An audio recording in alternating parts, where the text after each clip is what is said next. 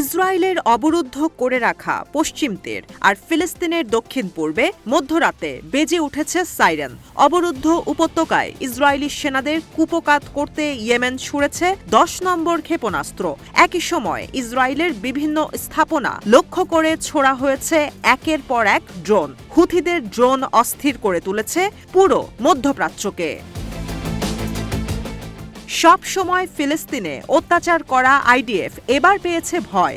শনিবারের এই মিসাইল হামলায় সতর্কবার্তা পৌঁছে গেছে মৃত সাগর, আল নাকাব মরুভূমি, আল কোদস, বেইত শেমেশ আর আল খলিলে। এর আগের ড্রোন হামলাগুলো অবশ্য ঘুম হারাম করে দিয়েছিল তেল আবিবের। ইয়েমেনের বিদ্রোহীদের মুখপাত্র ব্রিগেডিয়ার জেনারেল ইয়াহিয়া সারি জানান, তেল আবিবের ইয়াফায় বেন গুরিয়ন বিমানবন্দরে হামলা হয়েছে প্যালেস্টাইন 2 ব্যালিস্টিক মিসাইল দিয়ে। ইসরায়েলের সেনারা শত চেষ্টা করেও এই মিসাইল ঠেকাতে পারেনি। হামলার কারণে বেন গুরিয়ন বিমানবন্দরের কার্যক্রমে বন্ধ হয়ে গিয়েছিল। ইয়াফায় ইসরায়েলের ঘাঁটিগুলোতে কি হয় তা জানতে ড্রোন অপারেশন চালিয়েছে বিদ্রোহীরা, যা সফল হয়েছে। যদিও ইসরায়েলের প্রতিরক্ষা বাহিনী দাবি করছে এই ড্রোন তারা ভূপাতিত করেছে।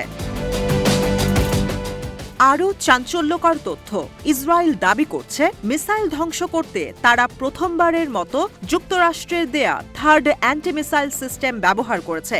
বিষয়টা ইঙ্গিত দিচ্ছে থার্ডও ব্যর্থ হয়েছে ইয়েমেনিদের ছোড়া মিসাইল ভূপাতিত করতে। গেল অক্টোবর থেকে থার্ড মোতায়েন করে ইসরায়েল। প্রথমবার ব্যবহার করেও ব্যর্থ হল আইডিএফ। এদিকে মিসাইল হামলার পর আরব সাগরে ইসরায়েলের সঙ্গে সম্পৃক্ত জাহাজে হামলা করেছে ইয়েমেনের বিদ্রোহীরা।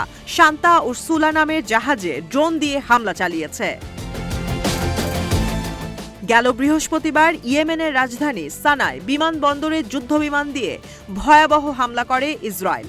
হামলা হয় বিভিন্ন সমুদ্র বন্দর, জ্বালানি কেন্দ্রেও। হতাহত হয় 6 জন। ইসরায়েলি প্রধানমন্ত্রী বেনিয়ামিন নেতানিয়াহু বলেন, যে কোনো মূল্যে তেল আবিবের জন্য হুমকি। এমন সব গোষ্ঠীকে জবাব দেয়া হবে। গাজা ইস্যুতে হুথি ইসরায়েল উত্তেজনা এখন তুঙ্গে।